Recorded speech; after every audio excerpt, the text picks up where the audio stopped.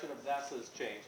And he's going to give us a rundown on what the change and what our future direction for the space agency is going to be. I'm going to let Russell take over. Yeah, thanks.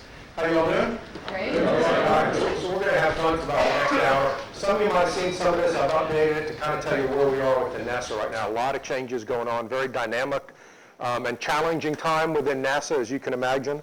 So as long as there's no reporters here, I'll be as honest as I possibly can. Now, it's not too often I get to show up for work in shorts and sandals, so I did wear the NASA meatball, so I'm officially on the clock. There's actually, I left a bunch of meatballs in the back, some of the stickers and pens and stuff for you guys to get on your way out. So let's see. I start with this old dude, and he's saying, "Phooey on space exploration, what has it ever done for me? It is wearing radiation-blocking lenses, hearing aid and battery technology, fire-resistant insulating fabric. My favorite, the super-absorbent material not shown." And it's trying to send a message that we get a lot of technology out of the space program, but that's not the only reason we do it, right? We have an exploration program and a human exploration program because it's inspirational, because it can have an effect on the next generation, because it's what a great country does, is because we are all descendants from explorers, and this is the great exploration that's left for us. All of those reasons are wrapped in why we really do it. The technology, I would almost argue, is a byproduct of the reasons that we do it. Now, this is a true story. The third emperor of the Ming Dynasty, considered one of the greatest emperors that ever ruled China, had a vision for China, and he commissioned a fleet of ships to be built. And they were built. It was a giant fleet of ships that traveled throughout the region. They actually believe it traveled around Africa, maybe even traveled around the Cape of Good Hope. And tens of thousands of sailors. It was to increase trade. It was to spread the culture of China throughout the region. And so, true story, it actually happened. And they did that for many years. Now, in the next picture I'm going to show you, you'll see a picture of one of the giant Chinese treasure ships that were reconstructed. And you'll see it compared to the Nina, the Pinta, and the Santa Maria. Now, you got to remember, this is 80 years before Christopher Columbus crossed the Atlantic. There's the giant Chinese treasure ship, and here's the Pinta and the Santa Maria. Well, what happened? Why aren't we speaking Chinese in here today? Why are we speaking English in here today? What happened? The next emperor came to power and decided, for whatever reason, maybe it was too expensive, maybe they had too many problems at home they had to fix first. Whatever the reason, he ordered that the ships and the fleet get burned. Made it illegal to have any ships greater than one mast in China. True story. The book is called When China Ruled the Seas. It's a message, right? Do we stop exploring? Is that really the direction this country wants to go in? And I think it isn't. But it is a challenge, and it's challenging times in this country to try to get funding, to try to get support for the kind of things we want to do. The previous presentation is an example of exploration, robotic exploration, human exploration. Being able to get that funding in these times is challenging, but on a positive note, there does seem to be pretty good support on both sides in Congress, both Republicans and Democrats, for NASA and NASA's future. So that's positive, but right now we're churning, and I'll tell you what that means in a little bit. Go back in time, right? May 1961, first American astronaut in space. The Soviet Union, the Russians were kicking our butt with the first human in space, the first satellite in orbit, the first dog in space, the first spacewalk, first woman in orbit. They kicked our butt for a long time. Here we were trying to catch up. We only went up for 15 minutes and 28 seconds of space flight when John F. Kennedy announced to the world that we were going to challenge this country to land a man on the moon and return him safely to Earth. The astronauts really liked that last part right there, returning him safely to the Earth. That was kind of important to him. But it was an amazing challenge, right? At the time, he was changing the space race. He was raising the bar. The Soviet Union recognized the political clout that space gets you, the recognition that it gets you around the world. Countries today are still recognizing it. China's announcing the Lunar program. Other countries are announcing their capabilities to put satellites and launch into orbit. So it's still recognized as a very prestigious thing. Today, there's only 3 countries that have ever put humans in orbit in space: the United States and China and the Soviet Union. All right, so, and I showed this video before. Did some of you remember I showed this before? There's still a population here that thinks that we didn't land on the moon. Depends on which age group you're talking, but a lot of people think we didn't land on the moon. And it's pretty amazing, so I got some top secret NASA video I'm going to share with you today.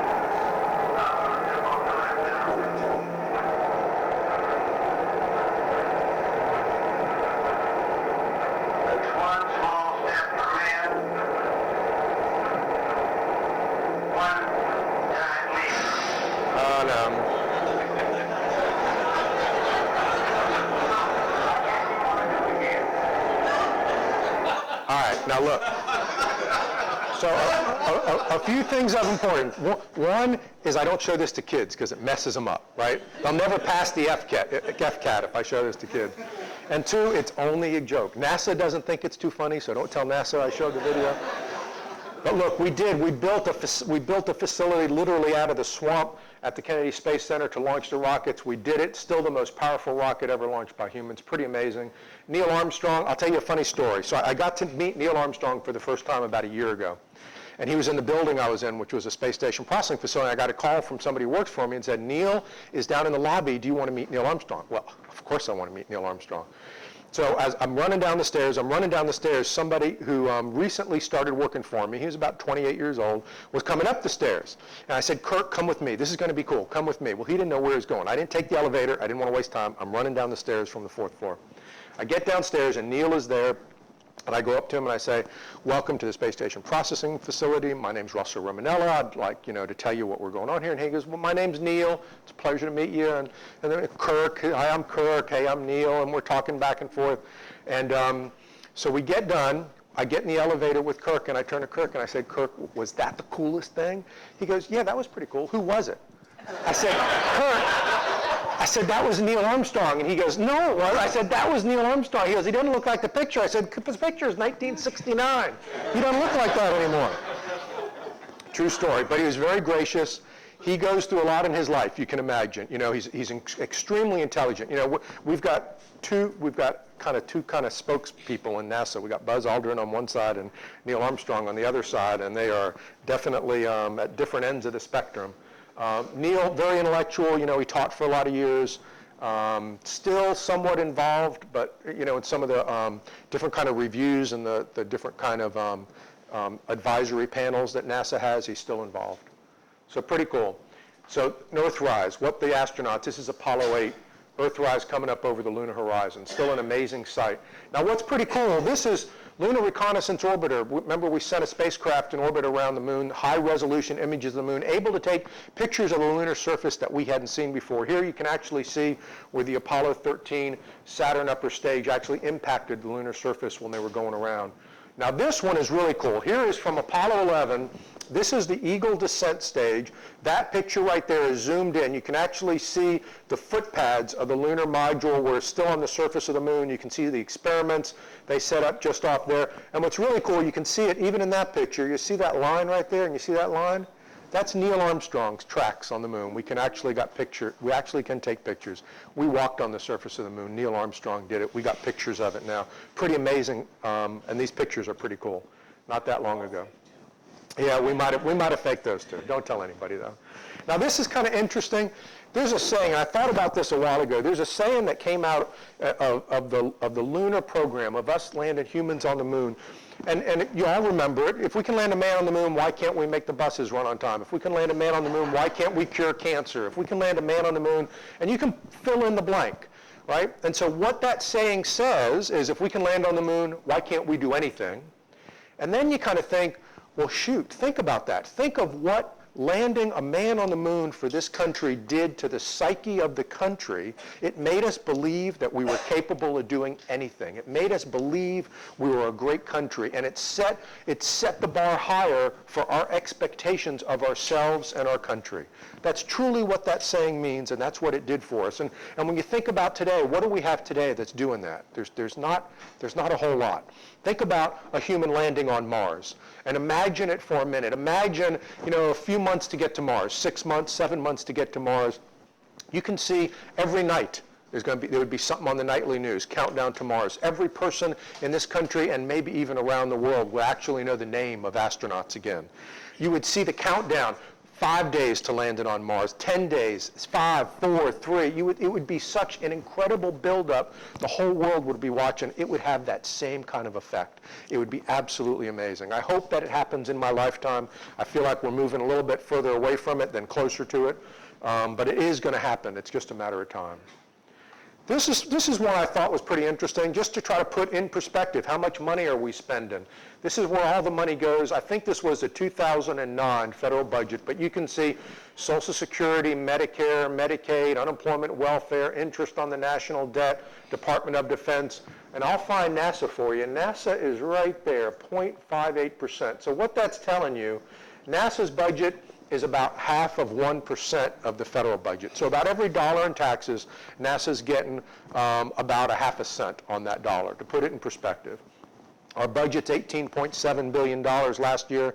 The president proposed that it's going to be that much next year. In this environment, flat is probably as good as you can hope for with all of the budget deficit efforts. Now, I'll tell you though, I think there's a significant challenge within NASA, within the people that are interested in exploration, both human and robotic and the other stuff that NASA does, to be able to keep a funding that would be appropriate. You're going to see a lot of money being cut out of the federal budget. You're hearing it every day, right? 25% out of the entire federal budget. NASA is in the discretionary program area. It's an easier target. But you can cut NASA in half, and what is it going to do? It's not going to touch the problem that we've got. But again, the argument is, well, you do that enough places, it'll start to have a significant effect. But I'll tell you, there is going to be a significant challenge in being able to just stay flat over the next few years. And that puts challenges on NASA on what we can do, and I'll talk about that coming up. Great shots of Florida, right? Look at how the Cape sticks out. You can see where we are right down here, right? Actually, pretty far down, right? We're right in there. See the turquoise of the Gulf Stream. You can see the Bahamas offshore, Lake Okeechobee. But the Cape sticks out. It's a great place to launch rockets from. Wasn't the first choice, actually the second choice. First choice was Southern California, and in order to launch from there, we would have had to get permission from the Mexican government. They weren't real happy with us at the time. We had kind of landed a few rockets, V1s, V2s in Mexico by accident. So they said no. Bahamas said yes. That's how this area got chosen. But three primary reasons. One, because we got weather that's good year-round. Two, because you have a bad day, it lands in the water. And three, because you're close to the equator. That's why you want to launch from Florida. We got 3 shuttles in the fleet. Discovery is on orbit now. It's its last mission. We had a real hard time getting Discovery off the ground. Had a lot of challenges with the external tank and foam on the external tank. We did have some foam separation on launch, but it was late in the ascent phase of the mission, and so it didn't provide any threat to the mission, and the vehicle's in good shape. We already did our surveys, so everything's going good there. Atlantis just rolled over from the orbiter processing facility to the vehicle assembly building. It's going to get integrated with the external tank solid rocket booster and get ready for its last mission, which is set for mid-April. And then the last mission is right now, late June. It may end up being July or August, but that's the last shuttle mission. So if you haven't seen a shuttle mission, you got 2 more coming up. That'll be an opportunity. I encourage you to see it. I'll tell you a quick story too. I try to get as many people out to see launches. I try to have them, even if they can't come on the center, to go to the local area and see it. My mom, who passed away last year, she was 86 years old. When I first started to work for NASA, now my mom she never had a clue what was going on in NASA. She didn't know where the shuttle was going. She thought maybe it was going to the moon, honestly. She didn't know what the shuttle was doing. She didn't know any of the astronauts. She didn't know the payloads going up. I brought her out to see a launch, and it was like maybe STS-7. So this is quite a while ago. Took her out on the causeway. I'm out there watching it with her on the causeway, and as it's launching, she starts crying. And I'm watching it, and I'm thinking, she doesn't know. She doesn't know what's going on. She doesn't know how the shuttle is made. She doesn't know, what is it? What made her have that response to it? And so again, and I started thinking maybe it's wrapped up in a lot of things, and she really couldn't explain it, but it could be patriotism. It could be the awe of what humans can accomplish. It could be the sheer, us ascending into heaven. It could be all of those things, but she actually got emotional, and that happened a few times. So even people that don't understand. It has that effect. All the pieces and the parts of the shuttle, I won't go through it all, external tanks, shuttle rocket, solid rocket boosters. Shuttle coming back into the orbiter processing facility at night after a mission. You can see all the work platforms pulled back. You can start to see a lot of the tile, about 20,000 tile, protect the shuttle from the heat of reentry. Black tiles can withstand temperatures of about 2,400 degrees. The white tiles around 1,200 degrees. And then where it encounters the most friction with the atmosphere, the leading edges of the wing and the nose cone, it's carbon fiber, and it can withstand temperatures of about 3,200 degrees. Got to test and make sure every single tile and all the gaps between them are okay after every mission. The shuttle is extremely expensive. When I first came to work for NASA, I've been out there almost 30 years now, we were thinking we're going to launch a shuttle a week. That was the plan. We're going to revolutionize space flight with a reusable launch vehicle. It was going to serve the purpose of multiple customers, including the Department of Defense, scientific and university research, NASA missions, commercial satellites, all of that kind of stuff. And it was never realized because it was always a developmental vehicle, and how difficult it is to get it ready. And when you're launching humans, you want to make sure it's perfect, and it's extremely expensive. Somewhere, depending on how many launches you do, maybe $500 million to $1 billion a launch when you count all of the infrastructure associated with it.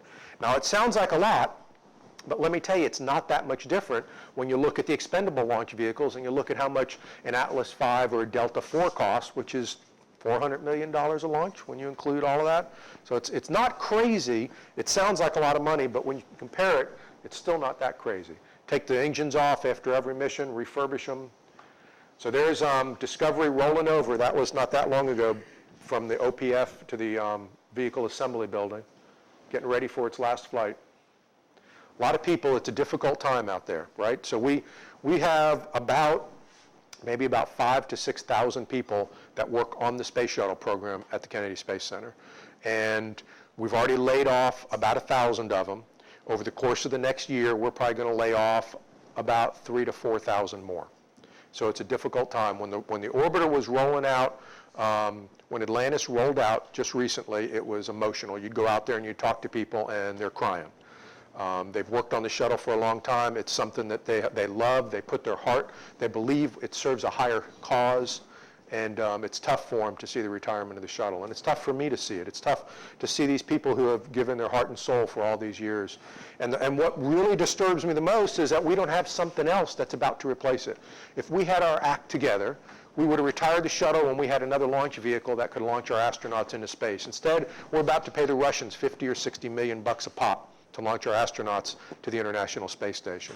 And by the way, we've got international agreements that says we're going to put the international partners, like our European partners and our Canadian partners and our Japanese partners, onto the space station, and it's our responsibility. We got to pay for them too, by the way. So it's a horrible situation to be in, right? It really is not a good situation. We should have kept flying the shuttles until we actually had another vehicle to replace them. But again, it's all about money. Developing that next vehicle and doing that concurrent while you're flying the shuttle and you're putting a few $1 billion a year into the shuttle program, it wasn't going to all fit. So we had to do something. And so what we did is we retired the shuttles. Now, the president and the Augustine Commission look at our next follow-on program, which was Constellation, and they said, you can't afford that, so we're going to cancel that. So now we're canceling the shuttle, and we're canceling Constellation. And remember the analogy of burning the ships that the Chinese did a long time ago? You think, are we burning our ships? Now there's a new direction that the agency wants to go in, and I'll try to go through that a little bit.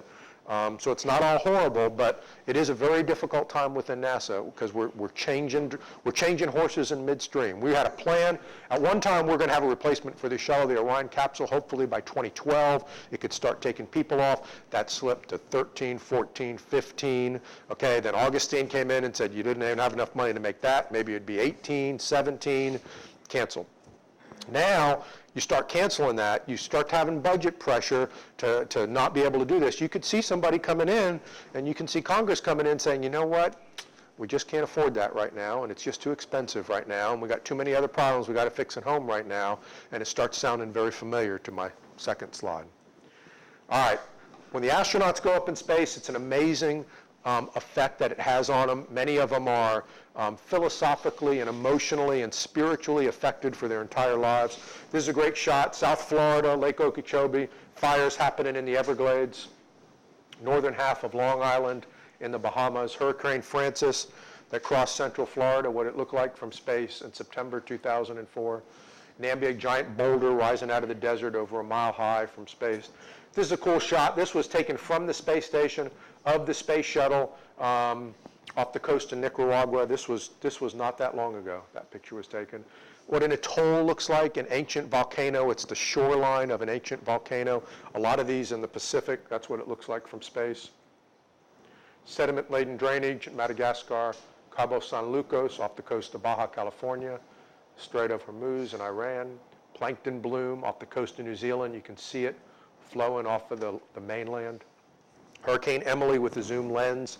See the eye of this hurricane right down there, isn't that cool? The moon in the background. Highest point in North America, Mount McKinley. Again, a zoom lens. Actually looks like it's an aircraft, actually taken from the space station. Snow-covered Falkland Islands in the South Atlantic Ocean. Nile River from space.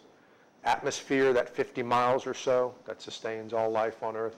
Recent shot from space station, Southern Lights, taken from space. Navajo Mountain, Utah. Alaskan volcano. Great Barrier Reef off the east coast of Australia. Italy, there was a dust storm coming from the Sahara across Sicily, across the Mediterranean. Got a great shot of it.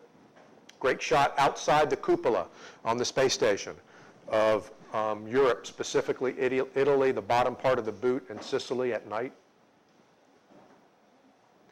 Strait of Messina that separates the boot of Italy from Sicily, only 3 miles. Again, look at how the clouds are hanging over the land and the sun off the Mediterranean. Pretty cool. This was taken in '77. The space shuttle was approaching the space station. Again, the tail of the space shuttle up top, space station in the configuration that it was in at that time. And again, a shot of Italy. Here's the heel of the boot, the toe of the boot, the Ionian Sea in the background. Astronauts go out in pairs, dive buddies, protect each other and help each other out, but a typical day at work. This is a great shot. Look at Atlantis, actually taken from the space station of how it looked when it was docking to the space station. Pretty cool. Doesn't look real. Another shot, this was Endeavour and how it interfaces. It's called a pressurized mating adapter right there that it interfaces. This is going back in time. The furthest a human ever did a spacewalk, 1984, Bruce McCandless. Pretty cool shot. Okay, so what are we doing with the space shuttle? Happened last year, the House and Senate passed an authorizing bill that told us to go do something. We never got the money. There's appropriations and authorization. Authorization tells you to go do it. Well, that's half good, right? It's like being half pregnant. The other part was appropriations. It never happened. So we never got the appropriations. We're still operating under a continuing resolution now, like the government almost shutting down, right? NASA's affected by that. But what that did, and it showed bipartisan support that said, all right, and I'll go through each of the areas in NASA like this, but at Space Shuttle it said, we're going to fly that last Launch on Need mission. So that was kind of like a planned mission. When we fly STS-134, that mission we're going to fly in April, we have to have a Launch on Need mission. In case that shuttle has a bad day and we got to go rescue the crew, we got another shuttle that can go do it. Since the accident happened with Columbia, we always have a Launch on Need mission ready to go rescue the astronauts. They'll hang out on space station. It'll be their safe haven for a while till we can go rescue them. So we launch that 134 mission in April, and we got a Launch on Need mission to protect it. But then once that mission is done, we got a perfectly good shuttle sitting right there, ready to go. What do you do with it?